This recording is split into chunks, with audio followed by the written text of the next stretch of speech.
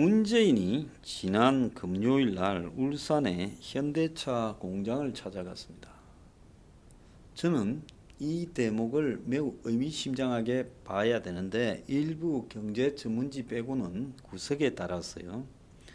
그래서 문가리가 현대차 공장을 찾아가서 정의선이 현대 회장이 됐죠. 얼마 전에요. 자, 아버지가 아직 돌아가시지 않았는데 현 회장이 됐는데 아마 정몽구 회장 상태가 매우 좋지 않다고 저는 듣고 있습니다. 그래도 이재용이처럼 승계하지 않고 기다리는 것보다 그래도 아버지가 그런 상태에서 회장된 정의수가 낫다고 봅니다.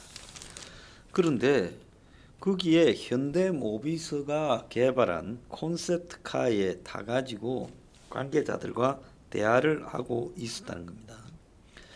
그래서 문가리가 현대차를 방문한 것은 한국형 뉴딜 사업의 하나인 미래차를 사업 지원하기 위해 추진됐다는 겁니다.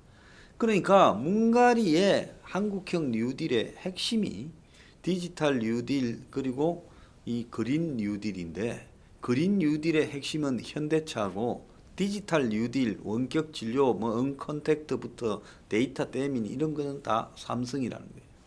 그래서 두 개를 각각 놓고 지금 한 개씩 밀어주는 형태로 가고 있다라는 이야기가 나오고, 제가 이걸 하기 위해서 한국형 뉴딜 관련 10개법의 개정안을 지금 민주당이 이번 국회에서 밀어붙여서 끝내겠다고 저들끼리 워크숍까지 하고 있어요.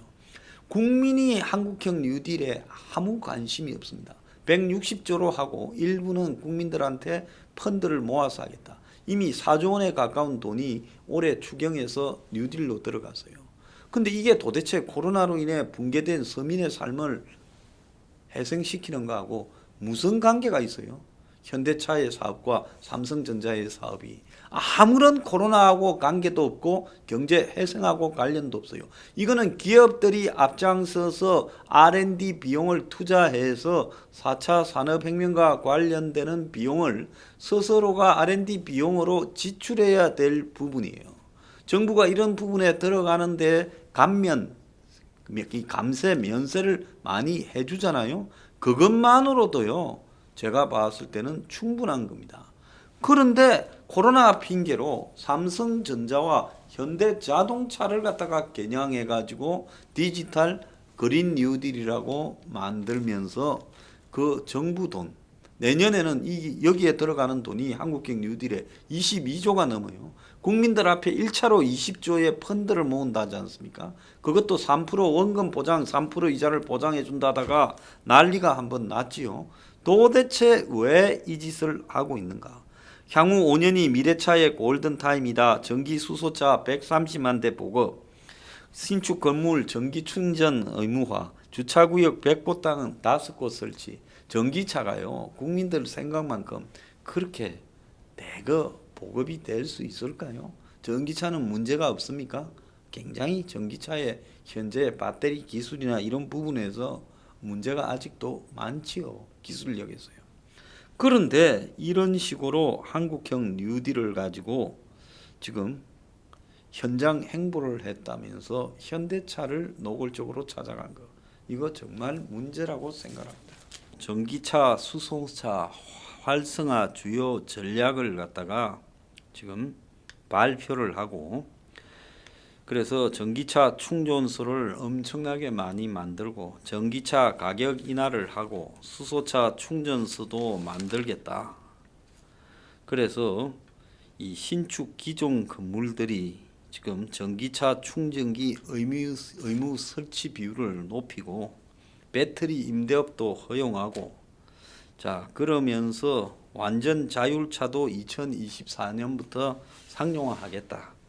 그리고 현대차를 특급으로 칭찬하면서 혁신과 코로나 극복, 노사 협력까지 1등 하자 이러면서 정의선을 보고 우리 회장님 이야기하고 정의선이 다시 찾아줘서 감사하다고 이렇게 하는 부분이 뭐 기업의 활성화, 기업의 뭐 경쟁력 이런 부분에서 그럴 수 있겠지만 이게 도대체 한국형 뉴딜하고 무슨 관계가 있냐는 겁니다. 이거는 한국형 뉴딜하고 아무 관계가 없는 이야기다라는 걸 우리가 알아야 돼요.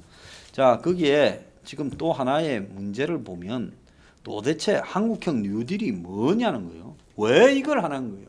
삼성전자, 현대차 밀어주려고 하는 겁니까? 삼성전자, 현대차만 밀어주면 경제가 살아나고 서민들이 그야말로 거리로 나앉게 되고 굶어 죽게 될 위기, 직장을 잃어버리고 사업이 망한 위기가 극복이 될 수 있는 겁니까? 그거하고는 관계없잖아요.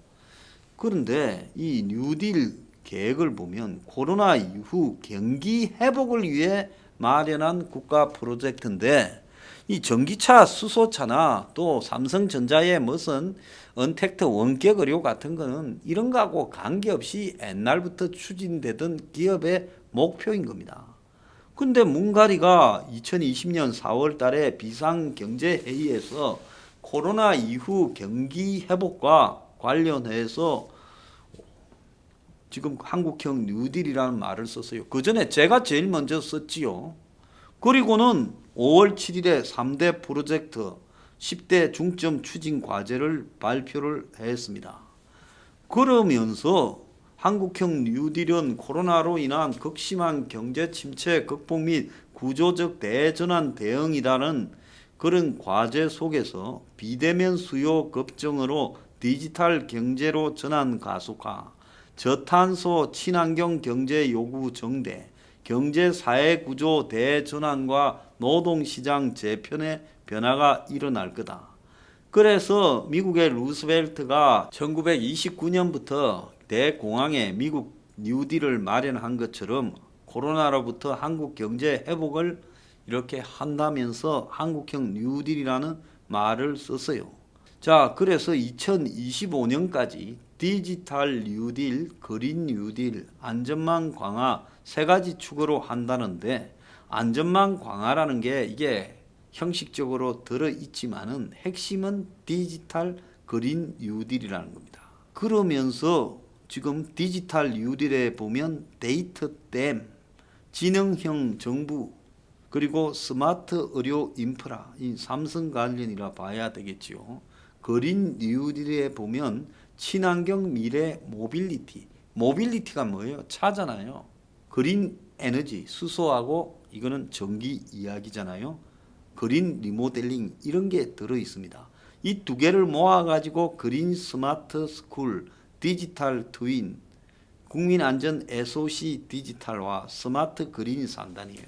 그러면서 28개 과제로 디지털 뉴딜에 12개, 그린 뉴딜에 8개 이렇게 추진한다는 겁니다. 그래서 이 내용들을 보면 삼성전자와 현대자동차를 겨냥하여서 이들을 도와주는 거 아니냐 이런 의심이 끝없이 나오고 있어요. 결국 그린 뉴딜과 디지털 뉴딜은 삼성 이재용과 현대 정의선의 불완전한 지배구조 장악을 도와주기 위한 수단이다. 삼성 SDS가 원격 의료 디지털 뉴딜 관련해서 현대모비스 글로비스는 그린 뉴딜 관련해서 물적 분할을 통해 현대차 지분과 삼성전자 지분을 국민 세금으로 어떻게 취득하는지 잘 봐라 하고 저한테 이렇게 제보가 온 것도 있어요. 그래서 이게 정말 좀 웃긴다는 겁니다. 그래서 야당은 지금 이 한국형 뉴딜이라는 사업에 대해서 즉시 제동을 걸기 바란다. 그것도 안 하고 협조해 준다면 야당은 존재 필요가 없다라고 보고 있습니다. 조국이 사람을 웃기고 있습니다. MB가 공수처가 있다면 취임 전에 기소되었을 거다.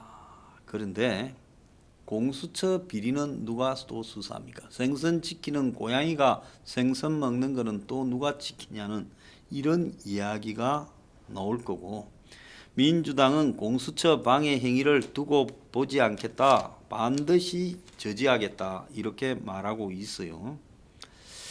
자, 그래서 지금 이 정권이 공수처를 지금 밀어붙이려고 공수처장 후보 추천위원회를 지금 출범시켰는데 일부 삼류 언론들은 공수처 뜰 것 없다, 비리 공무원들만 문제다라고 이야기를 하는데요. 그러지 않습니다. 전 국민이 공수처의 수사 대상이 될 수 있다는 겁니다. 그래서 우리 모두가 이런 부정한 조직이 출범을 하게 되면 거기에 다 조사받을 수 있는 부분으로 벌어질 거고, 결국은 공수처는 고위공무원 비리수사처가 아니라 이런저런 일들이 다 포개지며 문 정권의 일종의 옛날 안기부 같은 역할을 수행하게 되고, 영화 일랑 같은 데 보면 뭡니까? 특경대? 그런 역할을 수행하면서 정권의 특수한 업무들을 뒤치다꺼리하고 정권에 위협이 되는 사람들을 뒷조사하는 그런 기관이 될 거라는 겁니다. 그러면 애초에 공수처에 대해서 저지하겠다고 원론적 입장을 갖고 가야지. 저 국민의 똥당이요, 공수처 후보위원을 2명을 추천해서 공수처를 견제하겠다라는 이런 부분이 말이 되느냐? 저는 말이 안 된다고 보고요. 그거는 애초에 매우 잘못된 발상이다라고 생각을 하는 겁니다. 그래서 공수처는 갑론을박할 게 아니라 공수처 자체에 대해서 저들이 어차피 불법적인 독재의 하수인격인 게시타포를 만드니까 저것끼리 알아서 해라고 하고, 공수처에 대해서는 철저히 무시하고 거리를 두고 공수처를 부정해야지. 공수처를 인정하면서 뭘 해주면 이 공수처는 해줄게, 특검 들어주면 공수처 통과시켜줄게, 위원을 임명한 것이지만 시간을 끌기 위해서 위원을 임명하는 거다. 그게 아니라 똥당은 공수처는 처음에도 반대였고 지금도 반대다. 작년에 공수처 막으려고 그렇게 거리를 메워놓고 이제 와가지고 슬그머니 공수처를 인정한다? 인정할 수 없는 겁니다. 정권이 일방적으로 독재로 만든 공수처라는 기관이 우리를 탄압하면 우리는 공수처에 정면으로 부딪혀서 잡혀가더라도 싸워야 된다는 겁니다. 그러니까 공수처는 절대 인정해서는 안 되고 끝없이 공수처를 부정해야 된다. 그래서 한국형 뉴딜 공수처 다 개무시해야 된다. 이걸 찬성하는 놈은 어용입니다.